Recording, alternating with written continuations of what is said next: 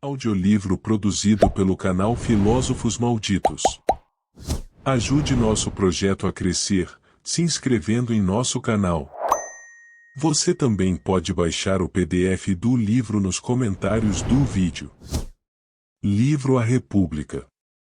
Autor Platão. Livro 5. Sócrates, repito, pois, uma tal forma de governo boa e correta, tanto para a cidade como para o homem, e julgo as outras mais defeituosas, se aquela for correta, quer objetiva em a administração das cidades, quer a organização do caráter no indivíduo. Estas formas de governo são representativas de 4 modalidades de vícios. Glauco, de quais? Eu ia apresentá-las pela ordem em que acredito que se formam umas das outras, quando Polemarco, que se encontrava sentado atrás de Adimanto, agarrou este último pelo ombro, puxou-o pela túnica e, inclinando-se, falou-lhe em voz baixa algumas palavras das quais só foi possível ouvir o seguinte: Polemarco, vamos permitir que ele prossiga? Adimanto, de jeito nenhum. Sócrates, se a quem vós não quereis permitir que prossiga? Adimanto, só pode ser a ti. Sócrates, e por que motivo?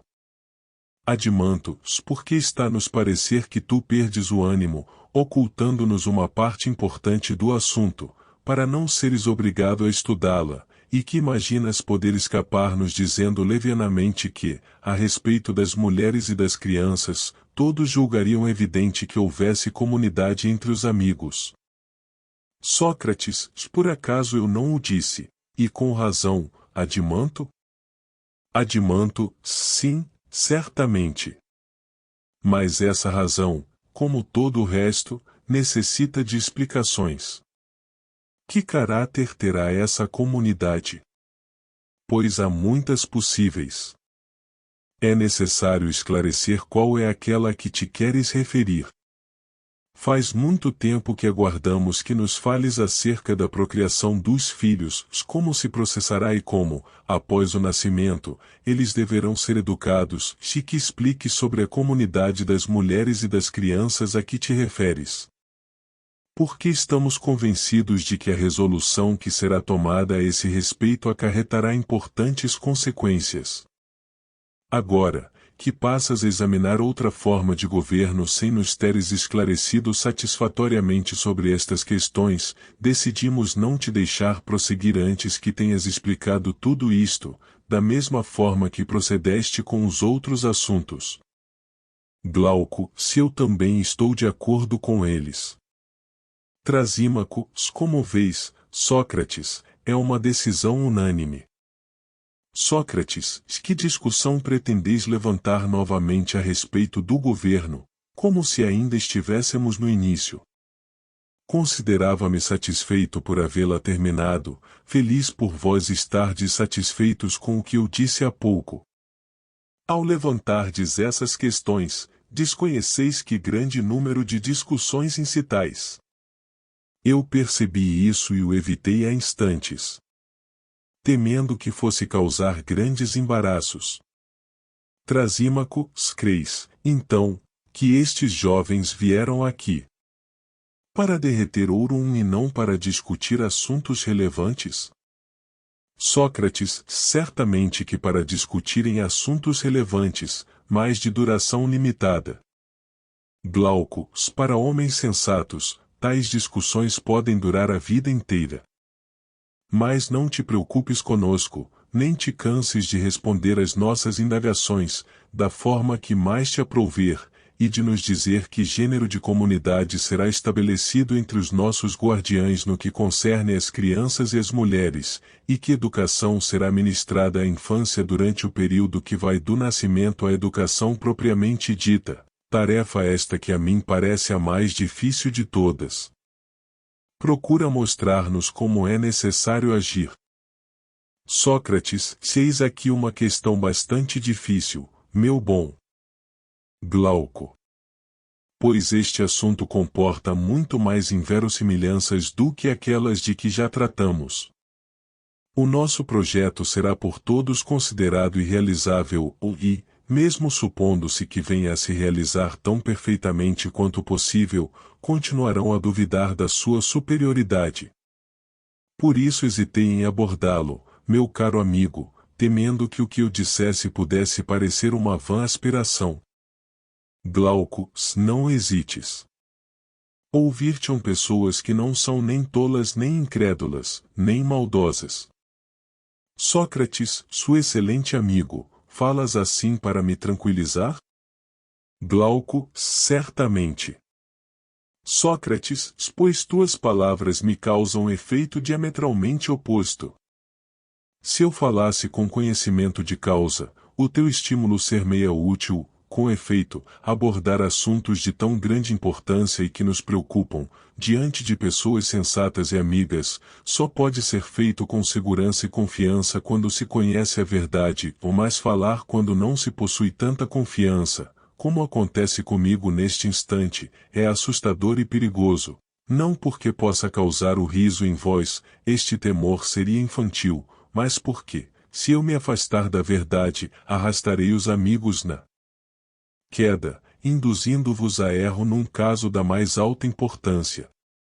Por isso, inclino-me diante de Adrasté, um Glauco, devido ao que vou dizer.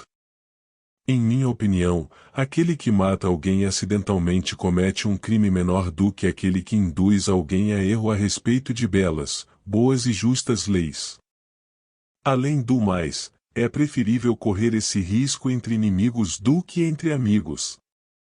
Glauco, se viermos a sofrer algum prejuízo por causa discussão, Sócrates, serás por nós absolvido do crime e do engano de que formos vítimas. Por isso, arma-te de coragem e fala. Sócrates, não resta dúvida de que o réu absolvido é inocente, nos termos da lei. E então natural que, se assim é em tal caso, também o seja neste. Glauco, se exatamente por isso, fala. Sócrates, precisamos voltar atrás e dizer o que talvez eu devesse ter dito na ocasião apropriada. Contudo, talvez seja conveniente que, depois de havermos determinado com precisão o papel dos homens, determinemos agora o das mulheres, principalmente por ser isto que desejas. Para homens por natureza e educação tais como os deservemos, não existe, julgo eu, posse e uso legítimos dos filhos e das mulheres senão pelo caminho em que os orientamos no início. Pois, de certa maneira, procuramos fazer deles os guardiães de um rebanho. Glauco, concordo. Sócrates, prossigamos então com esta ideia, concedamos-lhes, a respeito da procriação e da educação, regras específicas, e depois, vejamos se o resultado foi satisfatório ou não.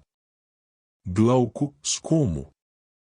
Sócrates, da seguinte maneira, somos da opinião de que as fêmeas dos cães devem cooperar com os machos na atividade da guarda, da caça e em todo o resto, ou que devem permanecer no canil, incapazes de realizar outra coisa porque dão à luz e alimentam os filhotes, enquanto os machos trabalham e assumem toda a responsabilidade do rebanho? Glauco, somos da opinião de que devem fazer tudo em comum, com a ressalva de que, para as tarefas que deles esperamos, consideremos as fêmeas mais fracas e os machos mais fortes. Sócrates, mas é possível exigir de um animal os mesmos trabalhos exigidos de outro, se ele não tiver sido alimentado e criado da mesma forma? Glauco, se é impossível, naturalmente. Sócrates, logo, se exigimos das mulheres os mesmos serviços que dos homens, precisamos fornecer-lhes o mesmo tipo de educação. Glauco, com certeza. Sócrates, nós ensinamos música e ginástica aos homens. Glauco, se é verdade. Sócrates, consequentemente, deve-se ensinar estas duas artes às mulheres, e também o que concerne à guerra, e exigir-lhes os mesmos desempenhos. Glauco, se isso é decorrência do que estás dizendo. Sócrates, se é possível, porém, que, no que diz respeito ao uso transmitido, várias dessas coisas pareçam ridículas, se passarmos da palavra à ação. Glauco, certamente. Sócrates, se qual tu julgas mais ridícula? Com certeza, é o fato de as mulheres se exercitarem nuas nos ginásios, junto com os homens, e não apenas as jovens, mas também as velhas, da mesma forma que esses velhos, enrugados e de aspecto pouco agradável, que continuam com seus exercícios de ginástica. Glauco, por Zeus. Seria por demais ridículo, ao menos de acordo com os nossos costumes. Sócrates, no entanto, já que estamos discutindo isso, não devemos temer o riso dos gracejadores, que falam mal de tudo e todos, quando houver uma tal mudança no que concerne aos exercícios do corpo, à música e, principalmente, ao porte das armas e à equitação. Glauco, tens razão. Sócrates, então, visto que já entramos no assunto, precisamos avançar até as dificuldades que a lei apresenta, após termos pedido aos gracejadores que renunciem ao seu papel e sejam sérios e lhes termos lembrado que não está distante o tempo em que os gregos acreditavam, como ainda acredita a maioria dos bárbaros, que a visão de um homem nu é um espetáculo vergonhoso e ridículo, e que, quando os exercícios de ginástica foram praticados pela primeira vez pelos atenienses, depois pelos lacedemônios, os cidadãos de então tiveram a oportunidade de zombar de tudo isso. Não creis? Glauco, sim, creio. Sócrates, mas quando lhes pareceu que era mais conveniente estar nu do que vestido ao praticar todos esses exercícios, o que lhes parecia ridículo na nudez foi eliminado pela razão, que acabava de descobrir onde estava o melhor. E isso provou como é insensato aquele que julga ridícula outra coisa que não seja o mal, que tenta excitar o riso tomando para objeto das suas zombarias outro espetáculo que não seja a loucura e a perversidade ou que busque com seriedade um objetivo de beleza que seja diferente do bem. Glauco, nada mais certo. Sócrates, mas não precisamos começar por reconhecer a possibilidade ou não do nosso projeto e permitir a quem quiser. Na raça humana, a fêmea é capaz de realizar todos os trabalhos do macho, ou nenhum, ou então alguns e não outros, e perguntar a qual destas classes pertencem às atividades da guerra? Um tão belo início não nos levaria à mais bela das conclusões? Glauco, se evidentemente que sim. Sócrates, queres que sejamos nós a iniciar a discussão, a fim de não sitiar uma fortaleza deserta? Glauco, nada nos impede. Sócrates, falemos, então, como falariam os nossos adversários, vós Sócrates e Glauco, não é necessário que outros vos façam objeções ou efetivamente, vós mesmos admitisse, ao lançardes os alicerces da vossa cidade, que cada um devia dedicar-se apenas à única tarefa adequada à sua natureza. Glauco, sim, admitimos. Sócrates, se é possível que o homem não seja tão diferente da mulher por natureza? Glauco, como não poderia ser tão diferente? Sócrates, portanto, é conveniente estipular a cada um uma tarefa diferente, de acordo com a sua natureza. Glauco, com certeza. Sócrates, então, não estareis agora enganados e não caireis em contradição ao afirmardes que homens e mulheres devem desempenhar as mesmas tarefas, embora tenham naturezas bem diferentes? Poderás, meu grande amigo, responder alguma coisa a isto? Glauco, assim de repente, não é fácil, mas terei de te pedir que esclareças também o significado, qualquer que seja, da nossa tese. Sócrates, se essas dificuldades, Glauco, e muitas outras semelhantes, eu as previ há muito tempo, era por isso que hesitava em abordar a lei a respeito da posse e da educação das mulheres e das crianças. Glauco, por Zeus. Não é coisa fácil. Sócrates, claro que não. Mas, na verdade, um homem pode cair numa piscina ou no mar, embora nem por isso deixe de nadar. Glauco, sem dúvida. Sócrates, nós também devemos nadar e tentar sair incólumes da discussão, fortalecidos pela esperança de que talvez encontremos um golfinho para nos carregar ou algum outro meio de salvação. Glauco, assim parece. Sócrates, vejamos então se encontramos uma saída. Concordamos em que uma diferença de natureza acarreta uma diferença de funções, e, também, que a natureza da mulher difere da do homem. E, agora, pretendemos que naturezas diferentes devem desempenhar as mesmas funções. Não é disto que nos acusam? Glauco, sim, é. Sócrates, na verdade, Glauco, a arte da controvérsia tem um maravilhoso poder. Glauco, por quê? Sócrates, porque muitas pessoas se deixam levar por ela e julgam raciocinar quando questionam. Isto por serem incapazes de analisar o seu tema nos seus diferentes aspectos e tiram-lhe contradições aparentes agarrando-se apenas às palavras e utilizam-se da contestação, e não da dialética. Glauco, de fato, é como agem muitas pessoas. Será o nosso caso na presente questão? Sócrates, exatamente, corremos o risco de, sem o querermos, termos sido levados pela argumentação. Glauco, como assim? Sócrates, se insistimos em dizer que naturezas diferentes não devem ter os mesmos empregos, ao passo que de forma alguma analisamos de que espécie de natureza diferente de natureza própria se trata, nem sob que relação as diferenciamos quando atribuímos às naturezas diferentes funções diferentes e às naturezas próprias funções idênticas. Glauco, realmente, não analisamos. Sócrates, portanto, podemos indagar se a natureza dos calvos e a dos cabeludos são idênticas, e depois de termos concluído que são opostas, proibir os cabeludos de exercerem o ofício de sapateiro, no caso de os calvos o exercerem, e, reciprocamente, aplicar a mesma proibição aos calvos, se forem os cabeludos a exercê-lo. Glauco, se isso seria ridículo.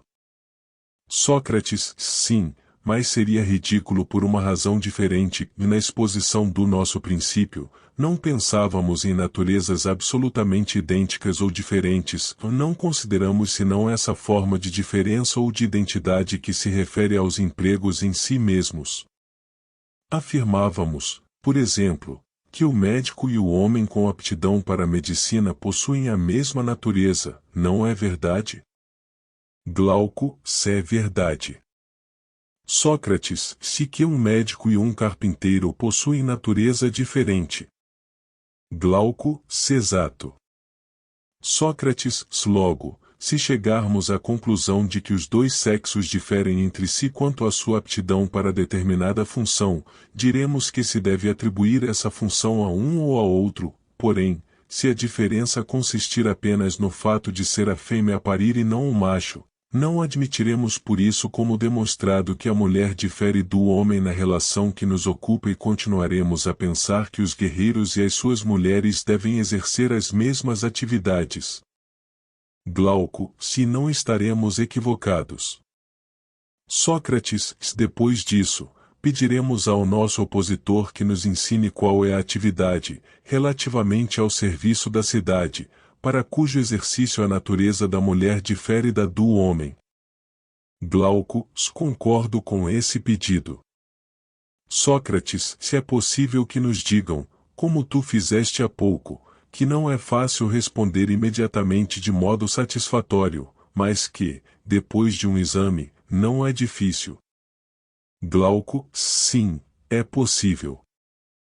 Sócrates, então, pretendes que peçamos ao nosso opositor que nos acompanhe, enquanto tentamos provar-lhe que não existe nenhum emprego exclusivo da mulher no que concerne à administração da cidade. Glauco, com certeza. Sócrates, então, perguntar-lhe-emos, quando declaras que um homem é habilitado para uma coisa e outro inabilitado. Queres dizer que o primeiro a aprende facilmente e o segundo com dificuldade? Que depois de um breve estudo, leva as suas descobertas muito além do que aprendeu, enquanto o outro, com muito estudo e aplicação, nem ao menos salva o saber recebido? Que no primeiro, as disposições do corpo favorecem o espírito e no segundo o prejudicam. Existem outros sinais além destes que te permitam distinguir o homem habilitado para seja o que for daquele que não o é? Glauco, ninguém afirmará que existem outros. Sócrates, tens conhecimento de alguma atividade humana em que os homens não sobrepujam as mulheres? Estenderemos o nosso discurso mencionando a tecelagem, a confeitaria e a cozinha, trabalhos que parecem apropriados às mulheres e em que a inferioridade dos homens é altamente ridícula. Glauco, se estás certo ao afirmares que em tudo os homens sobrepujam as mulheres. No entanto, muitas mulheres são superiores a muitos homens, em muitas atividades. Porém, em geral, é como dizes. Sócrates, consequentemente, meu amigo, não há nenhuma atividade que conseme a administração da cidade que seja própria da mulher enquanto mulher ou do homem enquanto homem, ao contrário, as aptidões naturais estão igualmente distribuídas pelos dois sexos e é próprio da natureza que a mulher, assim como o homem, participe em todas as atividades, ainda que em todas seja mais fraca do que o homem. Glauco, perfeitamente. Sócrates, concederemos, então, todas as atividades aos homens e nenhuma às mulheres? Glauco, como fazer isso? Sócrates, mas existem mulheres que têm uma disposição inata para a medicina ou para a música e outras que não têm. Glauco, com certeza. Sócrates, se não existem as que possuem uma disposição inata para a ginástica e para a guerra e outras que não apreciam nem a guerra nem a ginástica? Glauco, creio que sim. Sócrates, muito bem. Não existem mulheres que amam e outras que odeiam a sabedoria? Não existem algumas que são ardorosas e outras sem ardor? Glauco, sim, existem. Sócrates, logo, existem mulheres que são aptas para a guerra e outras que não são. Ora, não escolhemos homens dessa natureza para tomá-los nossos guerreiros? Glauco, sim, escolhemos. Sócrates, portanto, a mulher e o homem possuem a mesma natureza no que concerne a sua aptidão para proteger a cidade, sem esquecer que a mulher é mais fraca e o homem mais forte. Glauco, assim parece. Sócrates, consequentemente, temos de escolher mulheres semelhantes aos nossos guerreiros, que viverão com eles e com eles protegerão a cidade, visto que são capazes disso e as suas naturezas são semelhantes. Glauco, não há dúvida. Sócrates, mas não se devem atribuir as mesmas atividades às mesmas naturezas? Glauco, sim. Sócrates, percebemos, então, que o caminho percorrido nos reconduz ao ponto de partida e concluímos que não é contrário à natureza sujeitar as mulheres dos nossos guerreiros à música e à ginástica. Glauco, perfeitamente. Sócrates, dessa maneira, a lei que estabelecemos não é nem impossível nem um desejo vão, visto que está de acordo com a natureza. Muito pelo contrário, são as normas atualmente estabelecidas que vão de encontro à natureza. Glauco, se o que parece. Sócrates, mas não decidimos analisar se a nossa instituição era possível e desejável? Glauco, sim, decidimos. Sócrates, ora, concluímos que é possível. Glauco, concluímos. Sócrates, em seguida, precisamos nos convencer de que é desejável. Glauco, se evidentemente. Sócrates, se a educação que formará as mulheres para o exercício da guerra não será diferente da que forma os homens, não é mesmo? Principalmente se seu objetivo for cultivar naturezas idênticas. Glauco, não será diferente. Sócrates, muito bem. Qual é a tua opinião sobre isto? Glauco, sobre o quê? Sócrates, se admites que um homem pode ser melhor e outro pior ou considera-os todos iguais? Glauco, de forma alguma os considero iguais. Sócrates, se, na cidade que fundamos, quais são, na tua opinião, os melhores, os guerreiros que receberam a educação por nós descrita ou os sapateiros que foram instruídos na arte do calçado? Glauco, a tua pergunta é ridícula. Sócrates, mas os guerreiros não formam a elite dos cidadãos? Glauco, formam. Sócrates, se as guerreiras não serão a elite das mulheres? Glauco, sim, também. Sócrates, se existe para uma cidade coisa mais valiosa do que possuir os melhores homens e as melhores mulheres? Glauco, não. Sócrates, mas isso não será o resultado da música e da ginástica aplicadas da forma que estipulamos? Glauco, sem dúvida. Sócrates, se isto significa que estabelecemos uma lei não apenas possível, mas também desejável para a cidade. Glauco, sim. Sócrates, desta forma, as mulheres dos nossos guerreiros abandonarão as suas roupas, pois a sua virtude as substituirão, participarão da guerra e de todas as atividades relacionadas com a defesa da cidade, sem se ocupar de outra coisa. No serviço, atribuir-lhes-emos apenas a parte mais leve, devido à fraqueza de seus músculos. E a respeito daqueles que zombam das mulheres nuas, quando estiverem treinando para um objetivo superior, não sabem do que zombam nem o que fazem. De fato, devemos sempre afirmar que o útil é belo e que só o nocivo é vergonhoso. Glauco, tens toda a razão. Sócrates, podemos afirmar que esta disposição da lei a respeito das mulheres é como uma onda a que acabamos de escapar a nado. E não só conseguimos não submergir ao decidirmos que os nossos guerreiros e as nossas guerreiras devem fazer tudo em comum, mas também o nosso discurso demonstra que isso é ao mesmo tempo possível e vantajoso.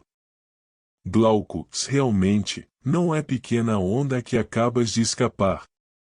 Sócrates, não a julgarás grande quando vires a que vem em seguida.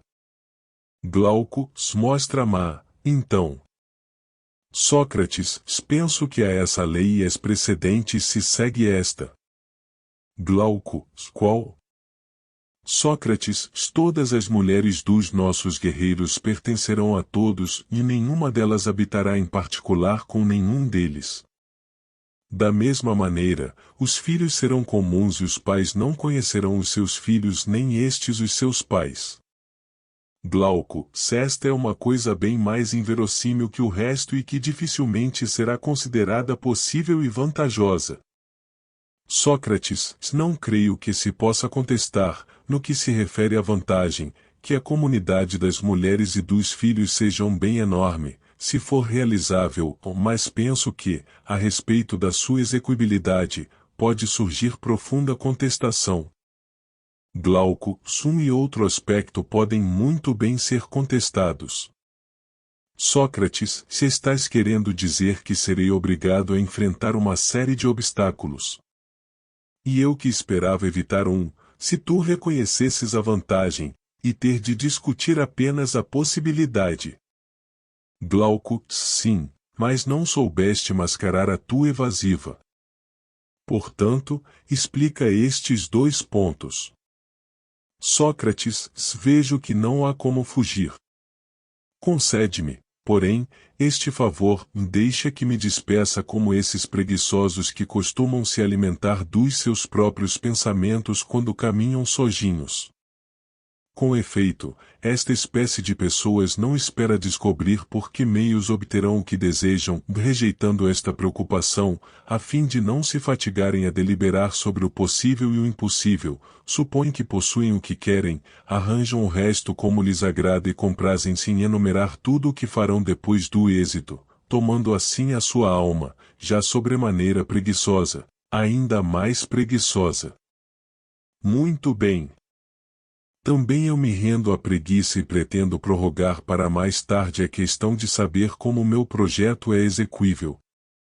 Para o momento, julgo execuível e vou analisar, se me permites, as atitudes que tomarão os magistrados quando ele for aplicado e provar que nada será mais vantajoso do que a sua aplicação para a cidade e para os guerreiros. E isto que tentarei analisar contigo, em primeiro lugar, veremos em seguida outra questão, se concordares. Glauco, claro que concordo. Começa. Sócrates, se acredito que os magistrados e os seus auxiliares, se forem dignos de seus nomes, quererão, estes, fazer o que lhes for mandado, e aqueles, mandar, conformando-se às leis ou inspirando-se nelas nos casos que deixarmos à sua ponderação. Glauco, e natural.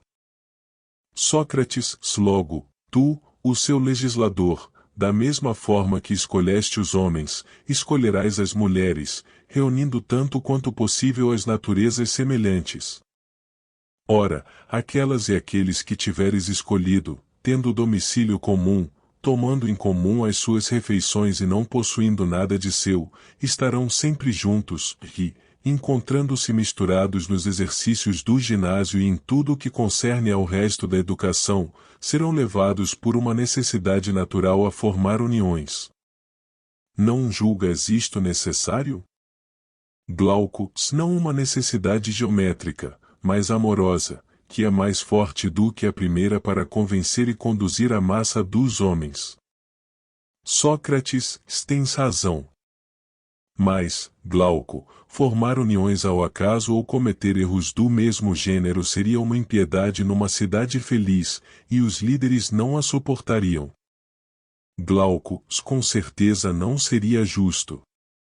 Sócrates, se então é evidente que, depois disto, celebraremos casamentos tão sagrados quanto pudermos.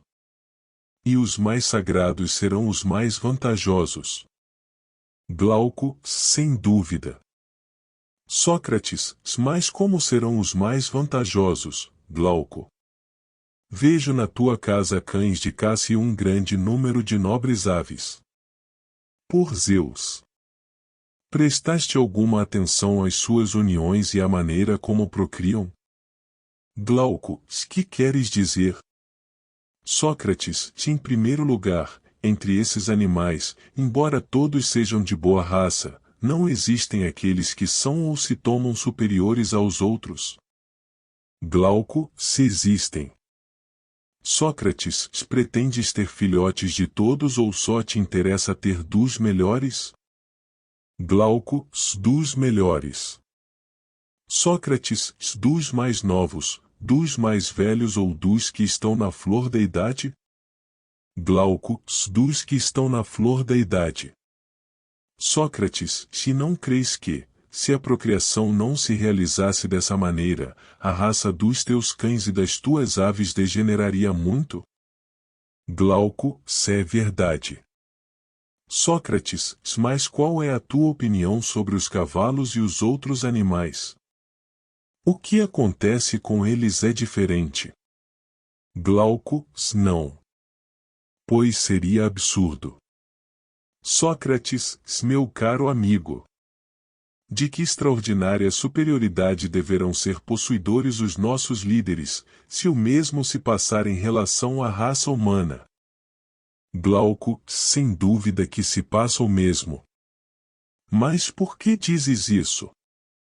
Sócrates, porque eles necessitarão empregar uma grande quantidade de remédios. Ora, um médico medíocre parece-nos bastar quando a doença não exige remédios e é passível de ceder apenas com um simples regime, ao contrário, quando exige remédios, sabemos que é necessário um médico mais capacitado. Glauco, se é verdade. Mas aonde pretendes chegar? Sócrates, se isto é possível que os nossos governantes se vejam obrigados a empregar largamente a mentira e o engano para o bem dos governados, e já afirmamos que tais práticas eram úteis sob a forma de remédios. Glauco, se afirmamos uma coisa correta. Sócrates, se essa coisa será muito mais correta no que concerne aos casamentos e à procriação dos filhos. Glauco, como assim? Sócrates, de acordo com os nossos princípios, é necessário tornar as relações muito frequentes entre os homens e as mulheres de elite, e, ao contrário, bastante raras entre os indivíduos inferiores de um e outro sexo, ou, além do mais, é necessário educar os filhos dos primeiros, e não os dos segundos, se quisermos que o rebanho atinja a mais elevada perfeição, e todas estas medidas deverão manter-se secretas, salvo para os magistrados, a fim de que, tanto quanto possível, a discórdia não insinue entre os guerreiros. Glauco, muito bem. Sócrates, assim, proporcionaremos festividades onde reuniremos noivos e noivas, com acompanhamento de sacrifícios e hinos, que os nossos poetas comporão em honra dos casamentos celebrados. A respeito do número de casamentos, deixaremos aos magistrados a incumbência de fixá-lo, de forma que mantenham o mesmo número de homens, tendo em conta as perdas causadas pela guerra, as doenças e outros acidentes. E que a nossa cidade, na medida do possível, não aumente nem diminua. Glauco, se está certo. Sócrates, organizaremos uma engenhosa modalidade de sorteio, para que os indivíduos medíocres que forem recusados acusem, a cada união, a sorte, e não os magistrados. Glauco, perfeitamente. Sócrates, a respeito dos jovens que se tiverem distinguido na guerra ou em outra atividade, conceder-lhes-emos, além de outros privilégios e recompensas, uma maior liberdade de se unirem às mulheres, a fim de que a maioria das crianças possam ser geradas por eles. Glauco, tens razão. Sócrates, as crianças, à medida que forem nascendo, serão entregues a pessoas encarregadas de cuidar delas, homens, mulheres ou homens e mulheres juntos, pois as responsabilidades são comuns aos dois sexos. Glauco, se estou de acordo.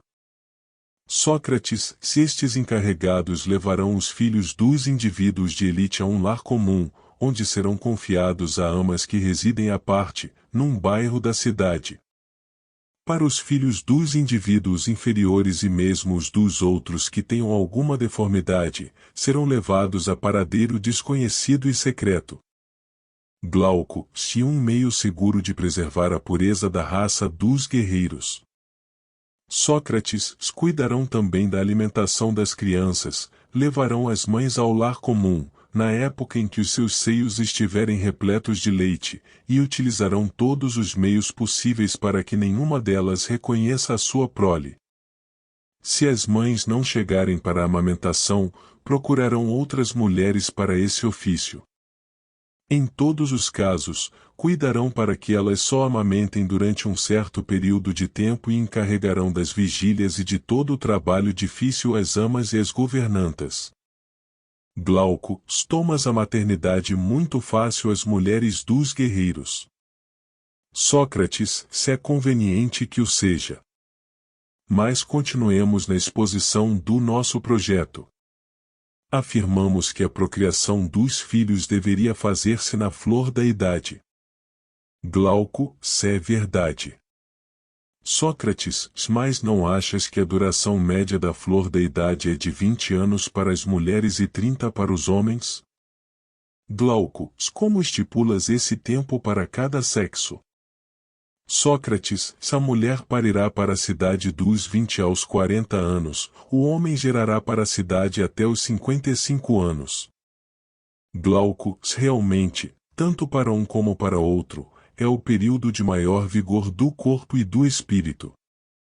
Sócrates, assim, se um cidadão, mais velho ou mais novo, se imiscuir na obra comum de procriação, nós o declararemos culpado de impiedade e injustiça, pois fornece ao Estado um filho cujo nascimento secreto não foi colocado sob a proteção das preces e sacrifícios que as sacerdotisas, os sacerdotes e toda a cidade oferecerão para cada casamento, a fim de que de homens bons nasçam filhos melhores, e de homens úteis, filhos ainda mais úteis. Um tal nascimento, ao contrário, será considerado fruto das trevas e da libertinagem. Glauco, se está certo. Sócrates, se a mesma lei será aplicada àquele que, ainda na idade da formação, tocar numa mulher também nessa idade, sem que o magistrado os tenha unido. Declararemos que um homem assim introduz na cidade um bastardo cujo nascimento não foi nem autorizado, nem santificado. Glauco, muito bem. Sócrates, porém, quando para um e outro sexo houver passado a idade da procriação, deixaremos os homens livres de se ligarem a quem quiserem, exceção feita às filhas, às mães, às netas e às avós. Igual liberdade terão as mulheres em relação aos homens, exceto com seus avós, com seus pais, com seus filhos e com seus netos. Conceder-lhes-emos esta liberdade após haver-lhes recomendado que tomem todas as precauções possíveis para que nenhum filho fruto dessas uniões veja a luz do dia, e, se houver algum que abra caminho à força para a vida, que os rejeitem, pois a cidade não se encarregará de alimentá-lo. Glauco, as tuas palavras são ponderadas, mas como reconhecerão os seus pais, as suas filhas e os outros parentes a que acabas de te referir? Sócrates, não os reconhecerão. Mas todos os filhos que nascerem do 7º ao 10º mês, a partir do dia em que um guerreiro contrair matrimônio, serão chamados por ele, os do sexo masculino, de filhos, os do sexo feminino, de filhas, e eles o chamarão de pai, ou chamará netos aos filhos destes, e eles chamarão de avó a ele e aos seus companheiros de casamento, e chamarão de avós as suas companheiras. Por fim, todos os que tiverem nascido no tempo em que os seus pais e as suas mães forneciam filhos à cidade tratar-se-ão de irmãos e irmãs, de maneira a evitar que, como já dissemos, contraiam uniões entre si. Contudo, a lei permitirá que irmãos e irmãs se unam se tal casamento for acertado pelo sorteio e, além disso, aprovado pela sacerdotisa. Glauco, muito bem. Sócrates, será assim, Glauco, a comunidade das mulheres e dos filhos entre os guerreiros da tua cidade. Que esta comunidade se harmonize com o resto da Constituição e seja altamente desejável. Eis o que o nosso discurso deve agora demonstrar, não é assim? Glauco, por Zeus. Sócrates, ora, como ponto de partida do nosso acordo, não devemos perguntar a nós mesmos qual é, na organização de uma cidade, o maior bem, aquele que o legislador deve visar ao elaborar as suas leis, e qual é também o maior mal. Em seguida, não se deve examinar se a comunidade que acabamos de descrever nos orienta para esse grande bem e nos afasta desse grande mal? Glauco, concordo plenamente. Sócrates, mas há maior mal para uma cidade do que aquele que a divide e a torna múltipla em vez de una?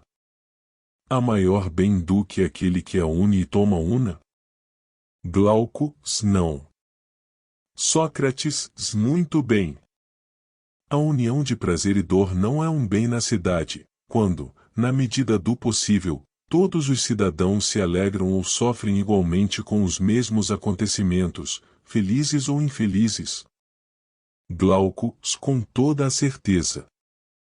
Sócrates, se não é o egoísmo destes sentimentos que a divide, quando alguns se afligem e os outros se alegram, por ocasião dos mesmos acontecimentos públicos ou particulares? Glauco, sem dúvida. Sócrates, se isso não é devido ao fato de os cidadãos não serem unânimes em pronunciar estas frases, isto me diz respeito, isto não me diz respeito, isto não tem nada a ver comigo? Glauco, sem sombra de dúvida. Sócrates, por conseguinte, a cidade onde a maioria dos cidadãos diz, no que concerne às mesmas coisas, e isto me diz respeito, isto não me diz respeito, esta cidade está excelentemente organizada? Glauco, com certeza que sim. Sócrates, se ela não se comporta como um único homem? Eu explico, quando um dos nossos dedos recebe um ferimento, a comunidade do corpo e da alma, que forma uma única organização, experimenta uma sensação, totalmente e ao mesmo tempo sofre com uma das suas partes, e por isso dizemos que o homem tem dores no dedo. Acontece a mesma coisa com qualquer outra parte do homem, quer se trate do mal-estar causado pela dor, quer do bem-estar que provoca o prazer. Glauco, de fato, acontece a mesma coisa. E a imagem perfeita que buscavas do Estado bem governado. Sócrates, então, se a um cidadão acontecer um bem ou um mal qualquer, será principalmente uma cidade assim que experimentará como sendo seus os sentimentos que ele experimentar e ela, como um todo, compartilhará a sua alegria ou a sua tristeza. Glauco, se é assim que deve ser numa cidade bem administrada e com boas leis. Sócrates, agora, voltemos à nossa cidade e analisemos se as conclusões a que chegamos se aplicam especificamente a ela ou se aplicam, de preferência, a outra cidade qualquer. Glauco, certo. E é assim que devemos fazer. Sócrates, nas outras cidades não existem magistrados e povo como na nossa? Glauco, se existem. Sócrates, se todos se tratam por cidadãos? Glauco, claro que sim. Sócrates, nas outras cidades, além de cidadãos, que nome em especial dá ao povo aqueles que o governam? Glauco, a maioria os chama de senhores, e nos governos democráticos, arcontes. Sócrates, se na nossa cidade? Que outros nomes, além de cidadãos, dará o povo aos líderes? Glauco, os de conservadores e de defensores da pátria. Sócrates, por seu lado, como estes últimos considerarão o povo? Glauco, como a quem lhes proporciona os salários e o sustento. Sócrates, mas, nas outras cidades, como os líderes tratam o povo? Glauco, como escravos. Sócrates, se como se tratam entre si aqueles que governam? Glauco, como colegas na autoridade. Sócrates, se na nossa cidade? Glauco, como guardiães do mesmo povo. Sócrates, diz-me se, nas outras cidades, os líderes tratam como amigo um de seus colegas e como estranho um outro. Glauco, muitos agem dessa forma. Sócrates, logo, pensam e dizem que se preocupam com os interesses do amigo e não com os do estranho. Glauco, se é verdade. Sócrates, se entre os teus guerreiros? Existe algum que possa pensar ou dizer de um dos seus colegas que lhe é estranho? Glauco, de forma alguma, pois cada um verá nos outros um irmão ou uma irmã, um filho ou uma filha ou qualquer outro parente na linha ascendente ou descendente. Sócrates, excelente. Agora, responde a isto, legislarás apenas para que eles troquem entre si nomes de parentesco ou para que todos os seus atos estejam de acordo com esses nomes, para que exprimam aos seus pais todos os deveres de respeito, solicitude e obediência que a lei prescreve em relação aos pais, sob pena de incorrer no ódio dos deuses e dos homens, se agirem de modo diferente? Com efeito, agir de modo diferente é cometer uma impiedade e uma injustiça. São estas máximas ou outras que todos os teus cidadãos ensinarão às crianças, falando-lhes dos seus pais, que lhes mostrarão, e dos outros parentes? Glauco, serão essas. Seria ridículo que proferissem esses nomes de parentesco sem cumprir os deveres que eles implicam. Sócrates, assim, em nós, mais de que em todas as outras, os cidadãos proferirão em uníssono, quando acontecer algum bem ou mal a um deles, as nossas frases de há pouco, os meus negócios vão bem ou os meus negócios vão mal. Glauco, nada mais verdadeiro. Sócrates, mas não afirmamos que, em decorrência desta convicção e desta maneira de falar, haveria entre eles uma identidade de alegrias e de tristezas? Glauco, sim, e o afirmamos com acerto. Sócrates, os nossos cidadãos estarão unidos naquilo que considerarão o seu próprio interesse e, assim unidos, experimentarão alegrias e tristezas em perfeita comunhão. Glauco, se isso mesmo. Sócrates, se a que atribuir efeitos tão admiráveis senão à constituição da nossa e, especialmente, à comunidade das mulheres e dos filhos estabelecida entre os guerreiros? Glauco, não há dúvida de que esse será o principal motivo. Sócrates, mas nós concluímos que essa comunhão de interesses representava o maior bem para a cidade, quando comparávamos uma cidade sabiamente organizada ao corpo, na forma como este se comporta em relação a uma de suas partes, no que concerne ao prazer e à dor. Glauco, se concluímos acertadamente. Sócrates, portanto, está provado que a causa do maior bem que pode acontecer na cidade é a comunidade das crianças e das mulheres dos guerreiros. Glauco, com certeza. Sócrates, convém acrescentar que estamos de acordo com o que estabelecemos anteriormente. Com efeito, dissemos que os nossos guerreiros não deviam possuir nem casas, nem terras, nem qualquer outra propriedade, mas que deviam receber seu sustento dos outros cidadãos, vivendo vida comum, se quiserem ser guerreiros autênticos. Glauco, muito bem. Sócrates, então, não tenho razão para afirmar que as nossas disposições anteriores, juntamente com as que acabamos de tomar, farão deles guerreiros ainda mais autênticos e os impedirão de dividir a cidade. O que aconteceria se cada um não chamasse de suas as mesmas coisas, mas a coisas diferentes? Se, morando separadamente, levassem para as suas respectivas casas tudo aquilo de que pudessem garantir a posse exclusiva? E se, tendo mulher e filhos diferentes, imaginassem alegrias e tristezas pessoais, ao passo que, com uma crença idêntica a respeito do que lhes pertence, terão todos o mesmo objetivo e experimentarão, tanto quanto possível, as mesmas alegrias e as mesmas tristezas? Glauco, é inegável. Sócrates, pois bem. Não desaparecerão processos e acusações em uma cidade onde cada um só terá de seu o próprio corpo e onde todo o resto será comum? Não decorre daqui que os nossos cidadãos estarão ao abrigo das discórdias causadas pela posse de riquezas, filhos e parentes? Glauco, é obrigatório que estejam livres de todos esses males. Sócrates, além disso, nenhuma ação violenta será intentada entre eles, pois nós lhes diremos que é nobre e justo que iguais se defendam mutuamente e os convenceremos a velar pela sua segurança pessoal. Glauco, se está certo. Sócrates, se esta lei possui ainda esta vantagem, quando um cidadão se irritar com outro, se acalmar a sua cólera desta maneira, será menos propenso, em seguida, a agravar a contenda. Glauco, sem dúvida. Sócrates, se daremos ao mais velho autoridade sobre os mais novos, com o direito de punir.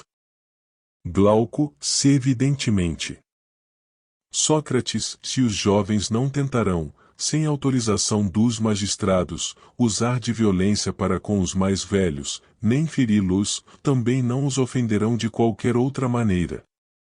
Pois 2 guardas serão suficientes para os impedir, no medo e o respeito, mostrando-lhes um pai na pessoa que querem ferir, o medo, fazendo-lhes compreender que os outros irão em socorro da vítima, estes como filhos, aqueles como irmãos ou pais.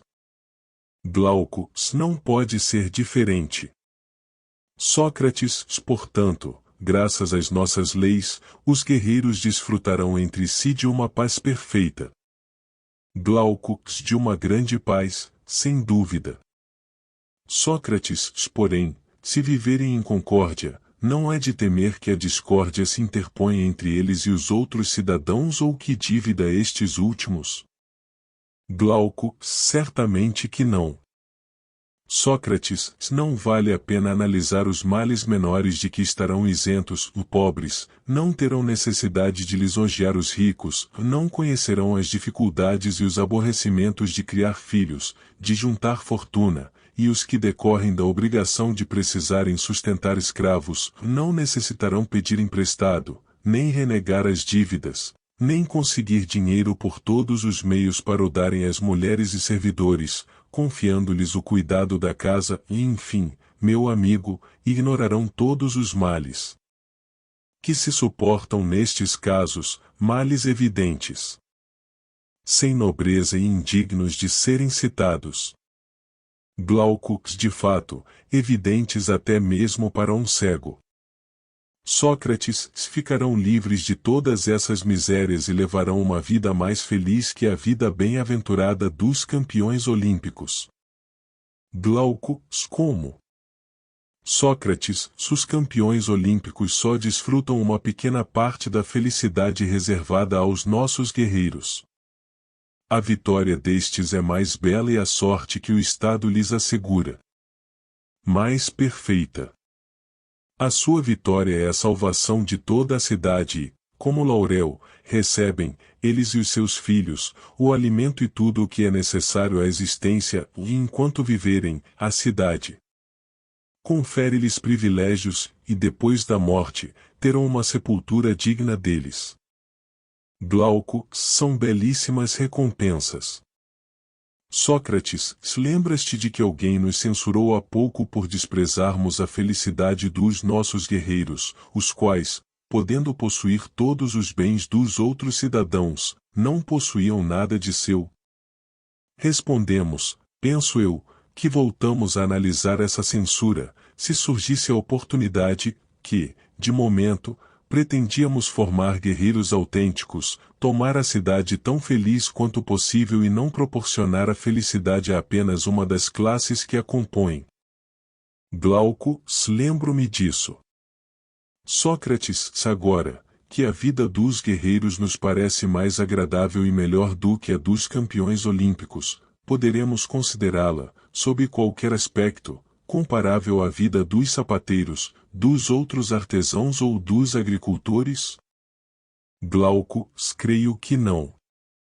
Sócrates, convém repetir aqui o que então dizia, se o guerreiro buscar uma felicidade que faça dele algo diferente de um guerreiro, se uma condição modesta porém estável, e que é, julgamos nós, a melhor, não lhe bastar, se uma opinião louca e infantil o levar, por dispor do poder, a apoderar-se de tudo na cidade, saberá quanta verdadeira sabedoria demonstrou Hesíodo ao dizer que a metade é mais que o todo. Glauco, se quiser crer em mim, manter-se-á na sua condição. Sócrates, se então aprovas que haja comunidade entre mulheres e homens, tal como a propusemos, no que concerne à educação, aos filhos e à proteção dos outros cidadãos? Admites que as mulheres, quer fiquem na cidade, quer partam para a guerra, devem entrar de guarda com os homens, caçar com eles, como fazem as fêmeas dos cães, e unir-se tão completamente quanto possível a todos os seus trabalhos, que assim agirão de acordo e não contrariamente à natureza das relações entre fêmea e macho, na medida em que são feitos para viverem em comum. Glauco, admito. Sócrates, só falta analisar se é possível estabelecer na raça humana a comunidade que existe nas outras raças e como é isso possível. Glauco, adiantaste-te, pois eu ia falar-te disso. Sócrates. A respeito da guerra, penso que é bem evidente como a farão. Glauco, como? Sócrates, se claro que a farão em comum e se farão acompanhar dos filhos robustos, para que estes, como os filhos dos artesãos, vejam o que necessitarão fazer quando atingirem a idade adulta, ou além disso, a fim de que possam fornecer ajuda e serviço em tudo o que se refere à guerra e prestar assistência aos pais e às mães. Não notaste o que se faz nos ofícios, por exemplo, quanto tempo os filhos de oleiros passam a ajudar e a ver trabalhar os seus pais, antes de se pôr à obra? Glauco, se é claro que notei. Sócrates, os artesãos devem ter mais cuidado que os guerreiros na formação dos seus filhos pela experiência e tendo em vista o que convém fazer? Glauco, seria ridículo. Sócrates, por outro lado, todo animal luta mais corajosamente na presença da sua prole. Glauco, sim, mas existe o risco, Sócrates, de que, sofrendo um desses reveses que são frequentes na guerra, pereçam eles e os seus filhos, e o resto da cidade não possa recuperar-se de semelhante perda. Sócrates, tens razão. Mas achas que o nosso primeiro dever seja jamais expô-los ao perigo?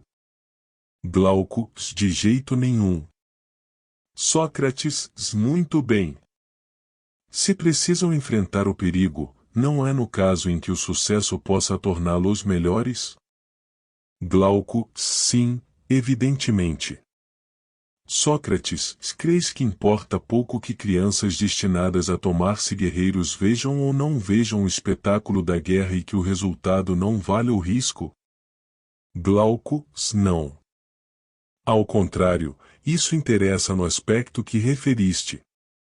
Sócrates, agiremos então de forma que as crianças sejam espectadoras dos combates, velando pela sua segurança, e tudo dará certo, não é assim? Glauco, sim. Sócrates, em primeiro lugar, os seus pais não ignorarão quais são as expedições perigosas e quais não são. Glauco, logicamente.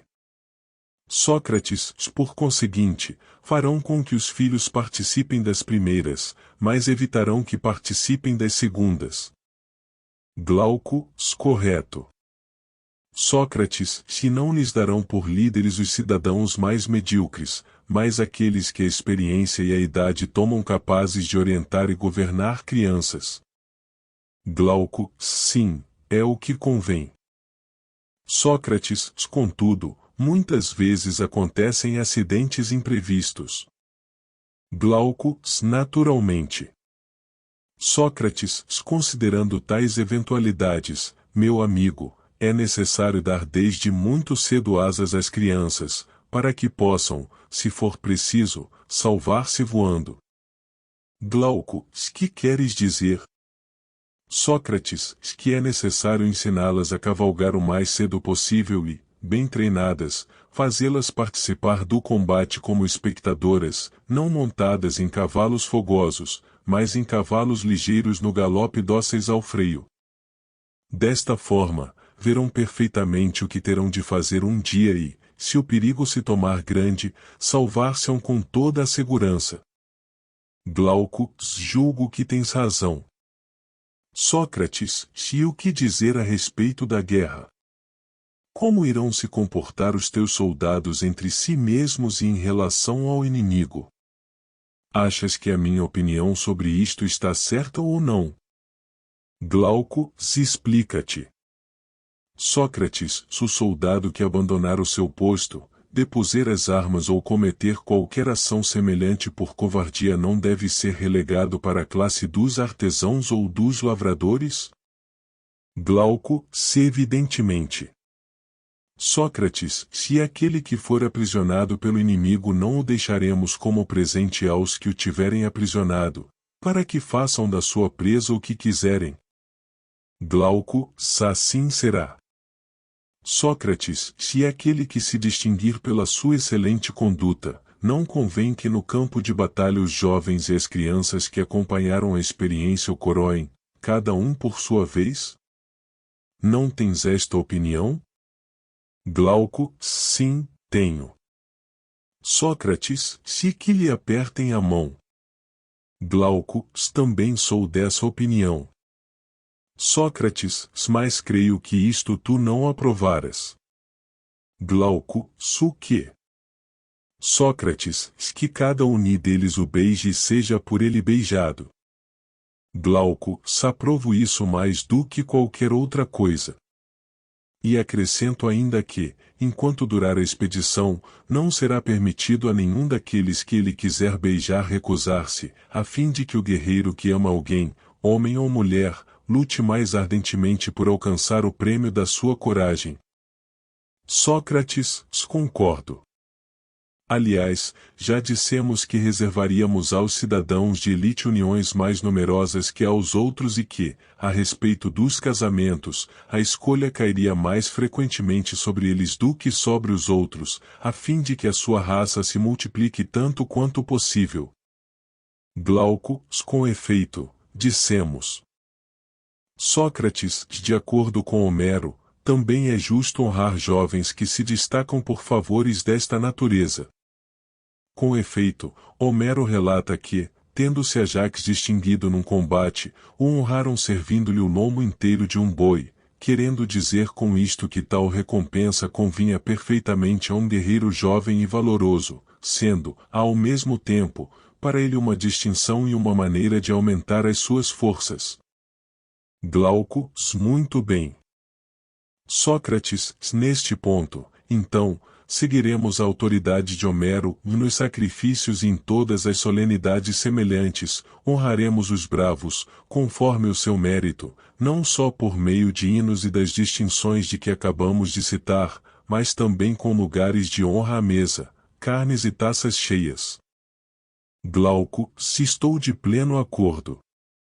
Sócrates, a respeito dos guerreiros mortos em combate, não diremos daquele que tiver tido um fim glorioso que pertence à raça de ouro?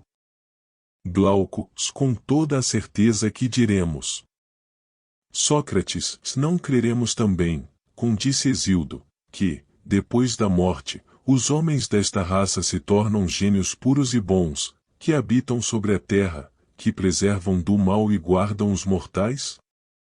Glauco, sim, creremos. Sócrates, consultaremos o Deus a respeito da sepultura que se deve dar a esses homens maravilhosos e divinos e das honrarias que lhes são devidas, e depois realizaremos as exéquias da maneira que nos for indicado. Glauco, com certeza. Sócrates, se os seus túmulos serão objeto do nosso culto e da nossa veneração. Prestaremos as mesmas honras aos que morreram de velhice, ou de qualquer outra forma, em quem tivermos reconhecido, durante a vida, um mérito extraordinário. Glauco, muito justo. Sócrates, e de que maneira se comportarão os nossos soldados em relação ao inimigo? Glauco, em que sentido? Sócrates, em primeiro lugar, no que concerne à escravatura. Julgas justo que cidades gregas escravizem gregos ou devem proibi-lo às outras, dentro do possível, e que os gregos se acostumem a poupar a raça grega, com medo de cair na servidão dos bárbaros? Glauco, o importante é que os gregos se sirvam disso com ponderação. Sócrates, importante, então, que não possuam escravos gregos e aconselhem os outros gregos a seguir o seu exemplo. Glauco, perfeitamente. Assim, dirigirão melhor as suas forças contra os bárbaros e evitarão de as dirigir contra si próprios. Sócrates, quer dizer que tirar dos mortos outros despojos além das anas, depois da vitória, será comportar-se com moderação? Isso não proporciona aos covardes o pretexto, a fim de não participarem dos combates mais acirrados, de realizarem uma tarefa necessária ficando debruçados sobre os cadáveres? A prática de rapinas deste tipo já não causou a ruína de muitos exércitos? Glauco, é verdade. Sócrates, não há baixeza e cobiça em despojar um cadáver? Não é indício de um espírito covarde e mesquinho tratar como inimigo o corpo de um inimigo, quando este está morto e desapareceu, deixando somente o instrumento de que se servia para combater. Julgas que o comportamento dos que agem assim difere do das cadelas, que mordem a pedra que lhes atiram e não fazem nenhum mal a quem a atirou? Glauco, não difere em nada. Sócrates, portanto, é necessário deixar de despojar os cadáveres e evitar que o inimigo os leve. Glauco, sim, por Zeus, é necessário. Sócrates, também não levaremos aos templos, para que sejam consagradas aos deuses, as armas dos vencidos, principalmente as dos gregos, por pouco ciosos que sejamos da condescendência dos nossos compatriotas. Antes recearemos macular os templos levando para aí os despojos dos nossos parentes, a não ser que o Deus o exija. Glauco, muito bem. Sócrates, analisemos agora a destruição do território grego e o incêndio das moradias.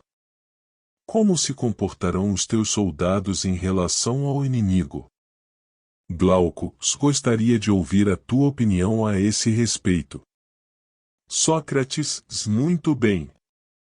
Penso que não se deve nem destruir nem incendiar, mas apropriar-se apenas da colheita do ano. Queres saber por que motivo? Glaucus, quero. Sócrates, guerra e discórdia são dois nomes diferentes, designam duas coisas realmente diferentes e aplicam-se às divisões que se verificam em dois objetos. Eu afirmo que o primeiro desses objetos é o que pertence à família ou está ligado a ela e o segundo, o que pertence a outrem ou é estranho à família. Assim, o nome de discórdia aplica-se à inimizade entre parentes e o de guerra, à inimizade entre estranhos. Glauco, o que dizes está corretíssimo. Sócrates, vê se o que digo agora o está também, afirmo que os gregos pertencem a uma mesma família e são parentes entre si e que os bárbaros pertencem a uma família diferente e estranha. Glauco, está certo. Sócrates, portanto, quando os gregos lutam contra os bárbaros e os bárbaros contra os gregos, diremos que se guerreiam, que são inimigos naturais, e denominaremos guerra a sua inimizade, ou mais, se acontece algo parecido entre gregos, diremos que são amigos naturais, mas que num determinado momento a Grécia está doente, em estado de sedição, e denominaremos discórdia a essa inimizade. Glauco, se estou totalmente de acordo. Sócrates, considera o que acontece quando uma dessas perturbações, que se convencionou denominar sedições, se produz e divide uma cidade, se os cidadãos de cada facção devastam os campos e queimam as casas dos cidadãos da facção contrária, disse que a sedição é infausta e que nem uns nem outros amam a sua pátria, pois, se a amassem, não ousariam destruir assim a sua fornecedora de alimentos e a sua mãe, ao contrário, considera-se admissível que os vencedores levem somente as colheitas dos vencidos, na esperança de que se reconciliarão um dia com eles e não continuarão fazendo-lhes a guerra. Glauco, se essa esperança demonstra um grau de civilização mais elevado do que a ideia contrária. Sócrates, muito bem. Não é um Estado grego que queres fundar? Glauco, sim, deve ser grego. Sócrates, como consequência, os seus cidadãos serão bons e civilizados. Glauco, no mais alto grau. Sócrates, se eles amarão os gregos? Defenderão a Grécia como a sua pátria? Assistirão a solenidades religiosas comuns? Glauco, sem dúvida. Sócrates, então, considerarão os seus contenciosos com os gregos uma discórdia entre parentes e não lhes darão o nome de guerra. Glauco, perfeitamente. Sócrates, se nesses contenciosos comportar-se como devendo reconciliar-se um dia com os seus adversários. Glauco, com toda a certeza. Sócrates, chamá-los-ão brandamente à razão e não lhes infringirão, como castigo, a escravatura e a destruição, sendo amigos que corrigem, e não inimigos. Glauco, concordo. Sócrates, sendo gregos, não devastarão a Grécia e não queimarão as moradias, não considerarão adversários todos os habitantes de uma cidade, homens, mulheres e crianças, mas apenas o pequeno número daqueles que são responsáveis pelo contencioso, por conseguinte, e dado que a maioria dos cidadãos são seus amigos, recusar-se a devastar-lhes as terras e a destruir-lhes os lares, finalmente, só prolongarão o contencioso até o momento em que os culpados tiverem sido obrigados, pelos inocentes que sofrem, a receber o castigo merecido. Glauco, concordo contigo que os nossos cidadãos devem comportar-se dessa maneira em relação aos seus adversários e tratar os bárbaros como os gregos se tratam agora entre si. Sócrates, façamos então também uma lei que proíba os guerreiros de devastarem as terras e incendiarem as casas. Glauco, correto, e com certeza dará bons resultados, como as anteriores. Porém, parece-me, amigo Sócrates, que se te deixarmos continuar, nunca mais te lembrarás do assunto que puseste de parte para entrares em todas essas considerações, isto é, se semelhante governo é possível e como é possível. Que, se ele for instituído numa cidade, proporcionará todos esses bens, eu concordo contigo, e citarei inclusive outras vantagens que tu omites, os cidadãos lutarão tanto mais valorosamente contra o inimigo na medida em que jamais desertarão uns aos outros, conhecendo-se como irmãos, pais e filhos e chamando-se por esses nomes. E, se as suas mulheres combaterem com eles, seja nas mesmas fileiras, seja colocadas na retaguarda, para assustarem o inimigo e prestarem auxílio em caso de necessidade, sei que então serão invencíveis. Vejo também os bens de que desfrutarão e que tu não mencionaste. Porém, dado que estou de acordo contigo em que terão todas essas vantagens e muitas outras, se esse governo for instituído, deixa de me falar dele. Procuremos antes convencer-nos de que uma tal cidade é possível, de que maneira é possível, e deixemos de lado todas as outras questões. Sócrates, que impetuosa investida fazes contra o meu discurso, sem me dar tempo para respirar. Talvez não saibas que, no instante em que acabo, a muito custo, de escapar a duas ondas, tu ergues outra, a mais alta e a mais terrível das três. Quando a tiveres visto e ouvido, com certeza irás me desculpar por ter, não sem razão, hesitado e receado enunciar e tentar analisar uma proposta tão paradoxal. Glauco, quanto mais falares dessa maneira, menos te dispensaremos de dizeres como pode ser realizado semelhante governo. Portanto, explica-o sem mais delongas. Sócrates, se em primeiro lugar, precisamos nos lembrar que foi a busca da natureza da justiça e da injustiça que nos conduziu até aqui. Glauco, sem dúvida, mas que interesse tem isso? Sócrates, nenhum. Simplesmente, se descobrirmos o que é a justiça, concluiremos que o homem justo em nada deve se diferenciar dela, mas ser-lhe idêntico. Ou nos contentaremos em vê-lo aproximar-se da justiça o máximo possível e participar dela em grau mais elevado que os outros? Glauco, contentar-nos-emos com isso.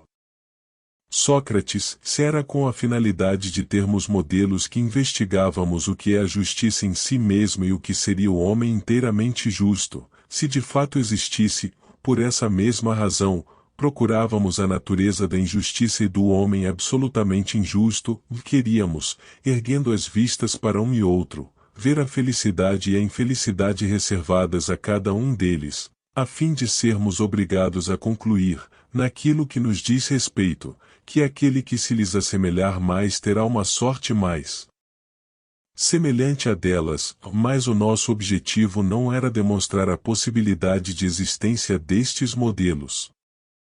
Glauco, tens razão. Sócrates, creis que a habilidade de um pintor fica diminuída se, após ter pintado o mais belo modelo de homem e dado à sua obra todas as características adequadas, for incapaz de provar a existência de semelhante homem? Glauco, não, por Zeus, não creio. Sócrates, mas que fizemos nós até agora se não traçar o modelo de uma boa cidade? Glauco, nada mais. Sócrates, julgas, então, que o que dissemos seria menos bem dito se fossemos incapazes de provar que se pode edificar uma cidade com base nesse modelo? Glauco, certamente que não. Sócrates, logo, a verdade é esta. Contudo, se quiseres que eu tente demonstrar, para te dar prazer, de que maneira e em que condições semelhante cidade é realizável no mais alto grau, faz-me novamente, para esta demonstração, a mesma concessão de há pouco. Glauco, qual? Sócrates, se é possível executar uma coisa tal como se descreve? Ou é próprio da natureza das coisas que a execução tenha menos influência sobre a verdade que o discurso, embora alguns não acreditem nisso? Tu concordas ou não? Glauco, concordo. Sócrates, então, não me obrigues a mostrar-te plenamente realizado o plano que traçamos no nosso discurso. Se estivermos em condições de descobrir como, de uma maneira muito próxima da que descrevemos, uma cidade pode ser organizada, confessa que descobriremos que as tuas prescrições são realizáveis. Não ficarás contente com este resultado? Por mim, ficarei. Glauco, se eu também. Sócrates, agora precisamos descobrir e mostrar qual é o vício interior que impede as cidades atuais de serem organizadas conforme dizemos e qual é a menor mudança possível que as conduzirá à nossa forma de governo, de preferência, uma só, ou então duas, ou então as menos numerosas e as menos importantes possível. Glauco, perfeitamente. Sócrates, nós julgamos conseguir provar que, com uma única mudança, as cidades atuais seriam completamente transformadas. É certo que esta mudança é importante e difícil, mas é possível.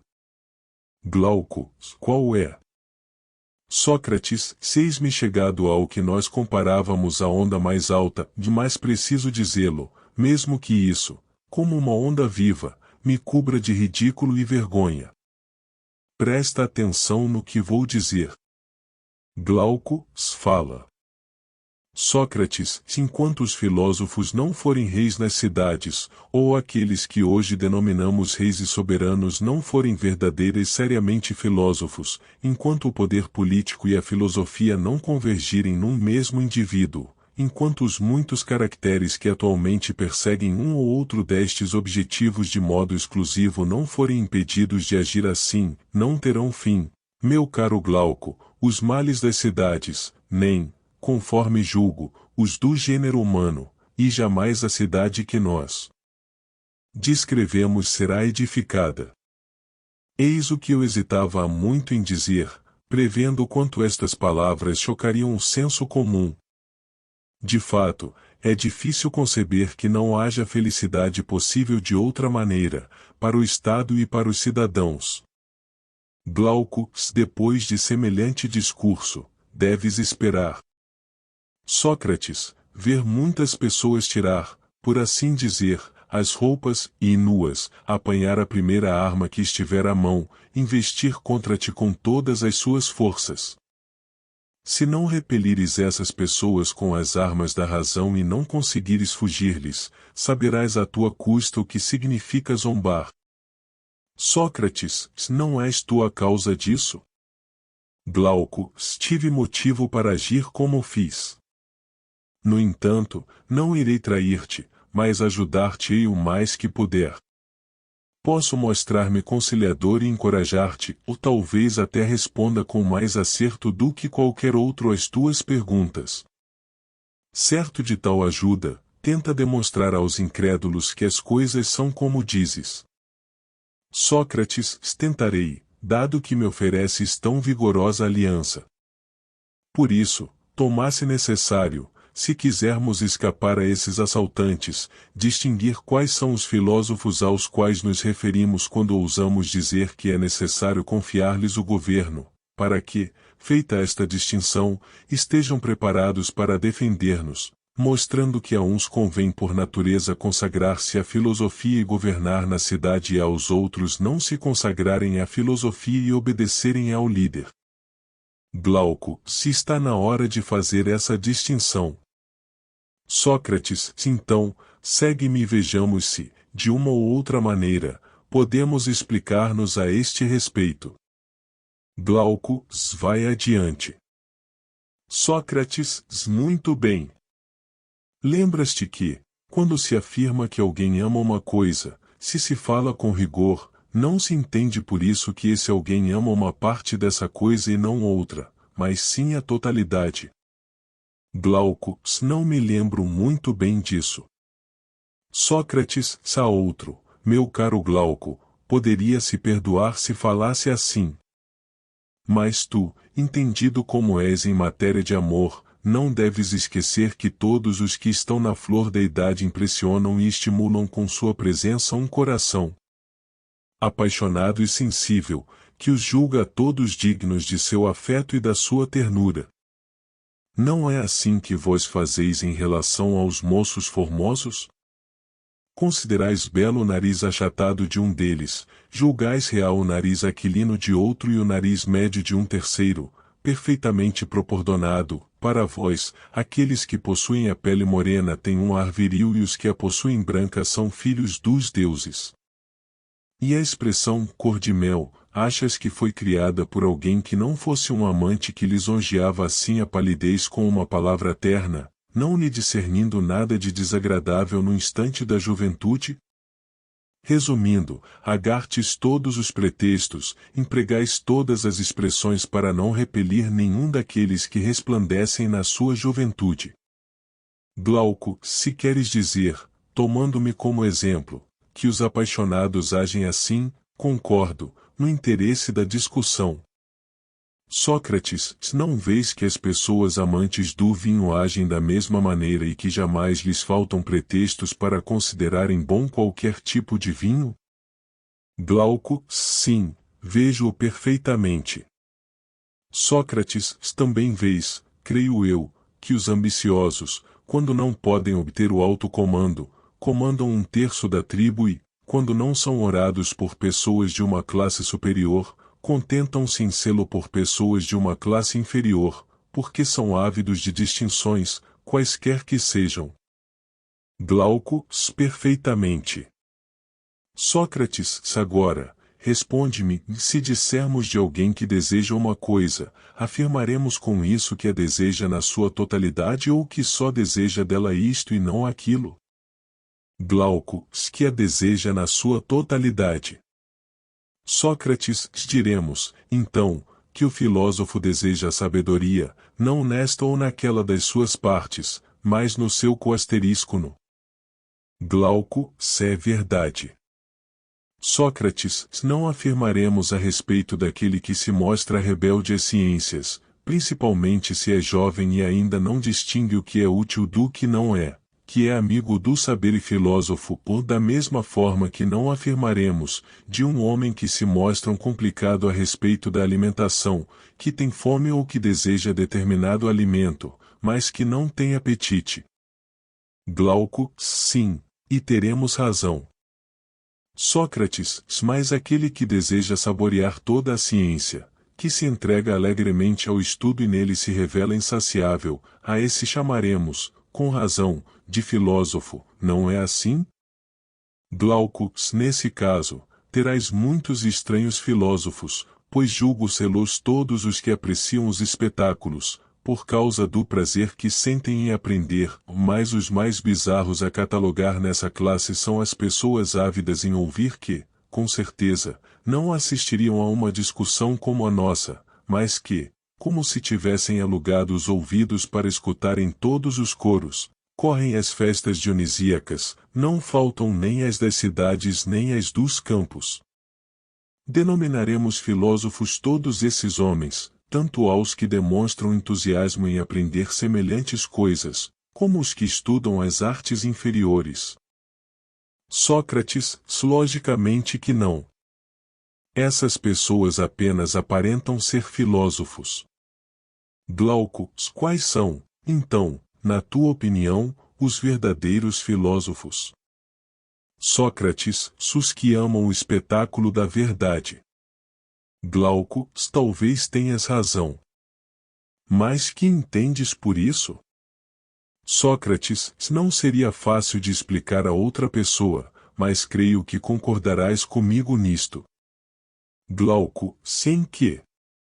Sócrates, visto que o belo é o contrário do feio, trata-se de duas coisas distintas. Glauco, claro. Sócrates, se, visto que são duas coisas distintas, cada uma delas é uma. Glauco, sim, é. Sócrates, se acontece a mesma coisa com o justo e o injusto, o bom e o mal e todas as outras formas, em cada uma delas, tomada em si mesma, é una, porém, dado que entram em comunidade com ações, corpos e entre si mesmas, revestem mil formas que parecem multiplicá-las. Glauco, tens razão.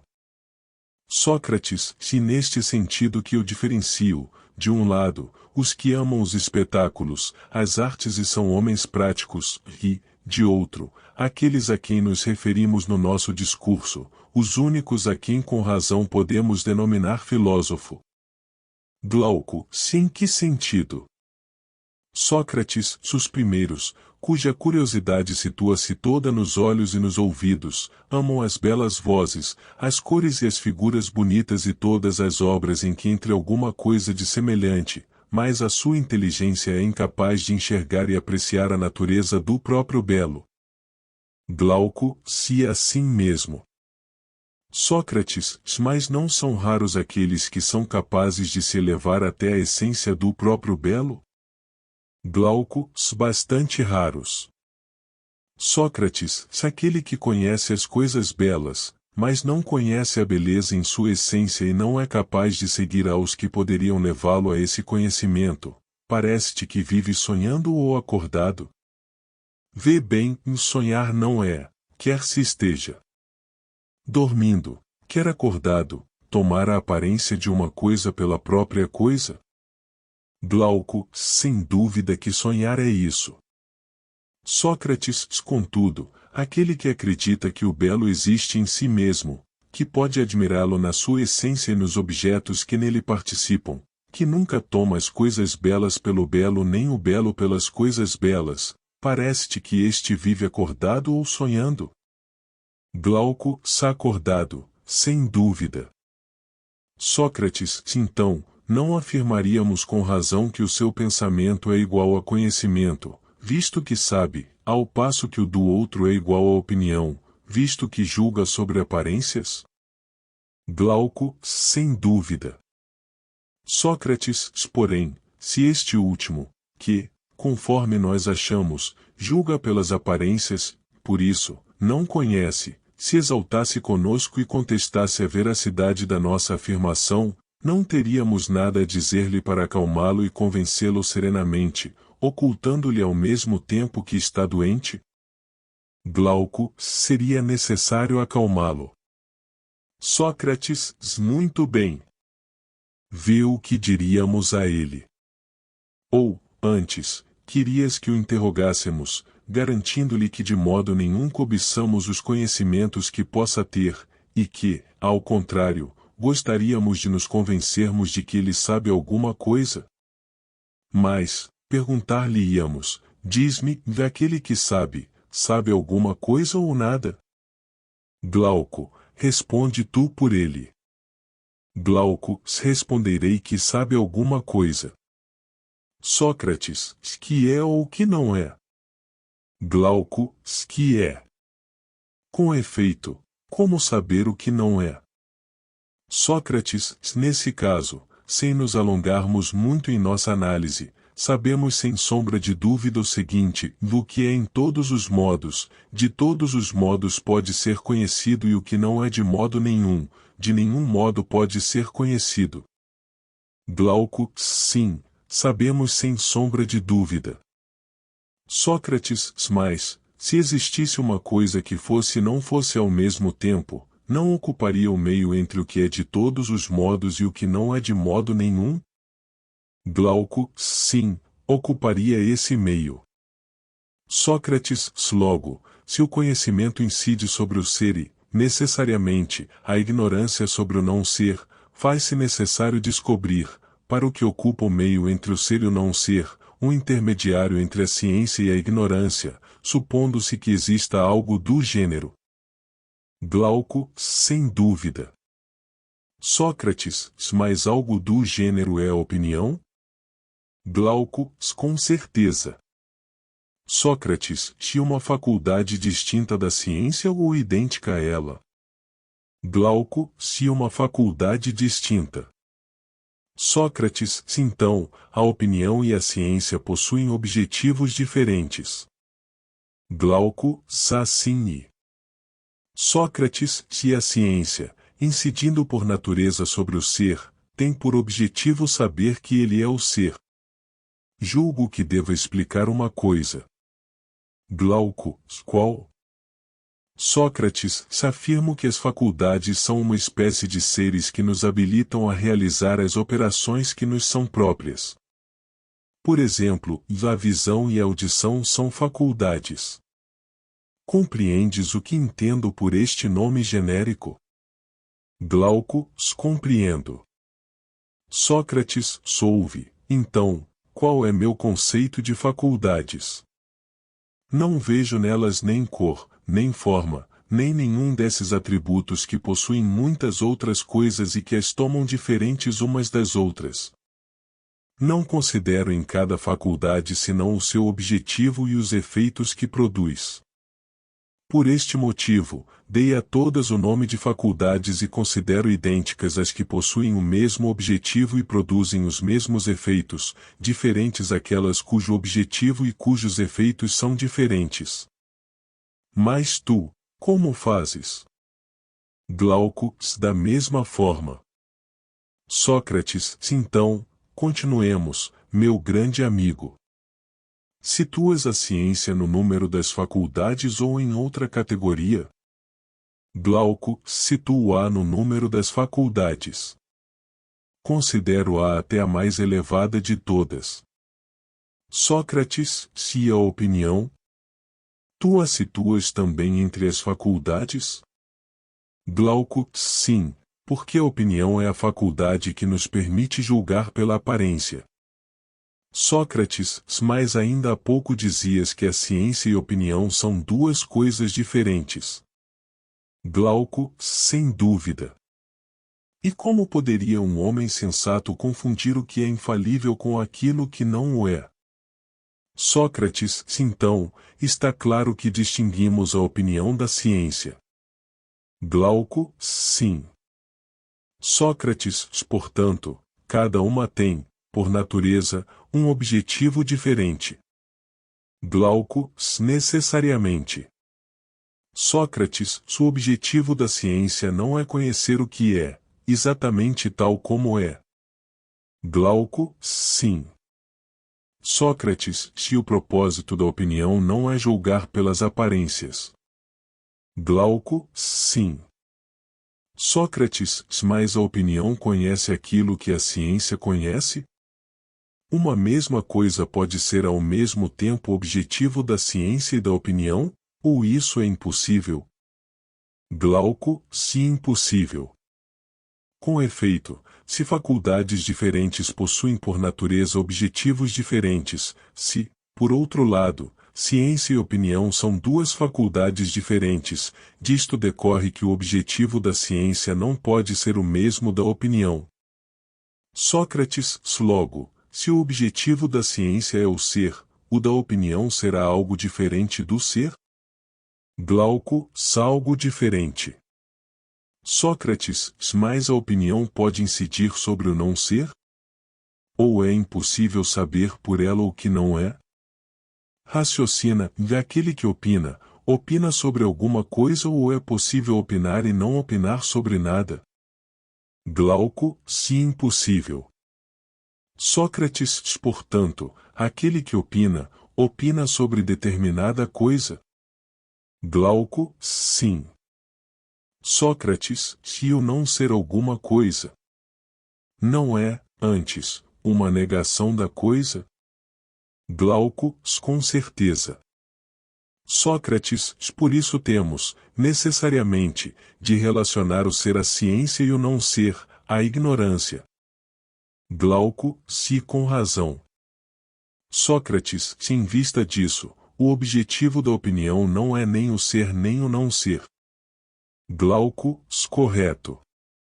Sócrates, consequentemente, a opinião não é nem ciência nem ignorância. Glauco, parece-me que não. Sócrates, logo, está para além de uma e de outra, ultrapassando a ciência em clareza e a ignorância em obscuridade? Glauco, não. Sócrates, então, julgas a opinião menos clara que a ciência e menos obscura que a ignorância? Glauco, com certeza. Sócrates, tu a colocas entre uma e outra. Glauco, sim, coloco. Sócrates, logo, a opinião é algo intermediário entre a ciência e a ignorância? Glauco, exatamente. Sócrates, mas nós não afirmamos anteriormente que, se descobríssemos uma coisa que não fosse ao mesmo tempo, essa coisa ocuparia o meio entre o ser absoluto e o nada absoluto e não seria o objetivo nem da ciência nem da ignorância, mas do que pareceria intermediário entre uma e outra? Glauco, afirmamos com razão. Sócrates, parece-me agora que é esse intermédio que estamos denominando opinião. Glauco, assim parece. Sócrates, penso que devemos descobrir que coisa é essa que participa ao mesmo tempo do ser e do não ser e que não é exatamente nem um nem outro. Se a descobrirmos, nós a chamaremos de objetivo da opinião, consignando os extremos aos extremos e os intermediários aos intermediários, não é assim? Glauco, sem dúvida. Sócrates, então, que me responda esse bom homem que não crê na beleza em si mesma, na ideia do belo eternamente imutável, mas reconhece apenas a multidão das coisas belas, esse apreciador de espetáculos que não suporta que se afirme que o belo é uno, assim como o justo e as outras realidades semelhantes. Entre esse grande número de coisas belas, excelente homem, dir-lhe-emos, há uma que possa parecer feia? Ou, entre as justas, injustas? Ou, entre as sagradas, profana? Glauco, sim, dirá ele, pois é obrigatório que as mesmas coisas, observadas de pontos de vista diferentes, pareçam belas e feias, justas e injustas, e assim por diante. Sócrates, se as quantidades duplas podem parecer não ser metades de outras. Glauco, de forma alguma.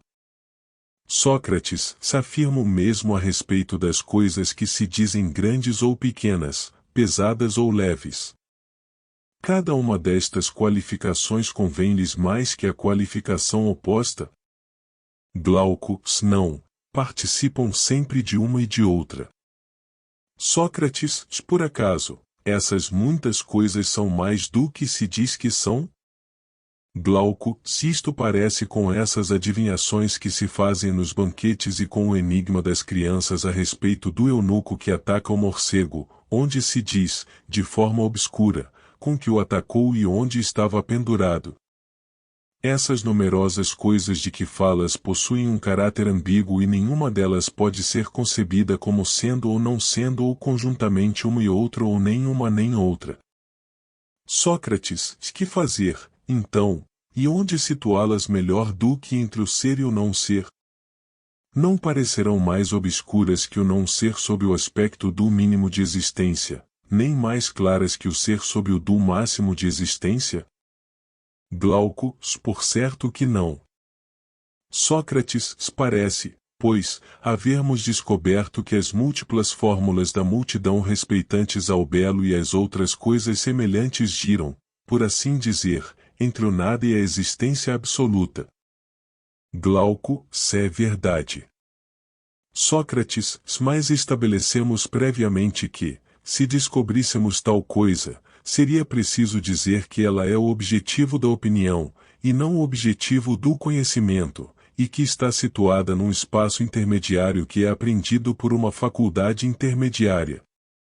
Glauco, sim, estabelecemos. Sócrates, afirmaremos, pois, que as pessoas que enxergam muitas coisas belas, mas não apreendem o próprio belo e não podem seguir aquele que gostaria de guiá-las nessa contemplação, que enxergam muitas coisas justas sem verem a própria justiça, e assim por diante. Essas pessoas, diremos nós, opinam sobre tudo, mas não sabem nada a respeito das coisas sobre as quais opinam. Glauco, necessariamente. Sócrates, mas que diremos daquelas pessoas que enxergam as coisas em si mesmas, na sua essência imutável? Que elas possuem conhecimentos, e não opiniões, não é verdade? Glauco, necessariamente, também. Sócrates, não diremos, da mesma forma, que amam as coisas que são objeto da ciência, ao passo que os outros sentem isso apenas por aquelas que são objeto da opinião? Não te recordas do que dizíamos a respeito destes últimos que amam e admiram as belas vozes, as cores belas e as outras coisas semelhantes, mas não admitem que o belo em si mesmo seja uma realidade? Glauco, recordo-me. Sócrates, seremos injustos com eles se os denominarmos amantes da opinião em vez de amantes da filosofia? Ficarão muito irritados conosco se os tratarmos assim? Glauco, não, se acreditarem em mim, pois não é lícito irritar-se com a verdade. Sócrates, então, denominaremos filósofos apenas aqueles que em tudo se prendem à realidade? Glauco, sem sombra de dúvida.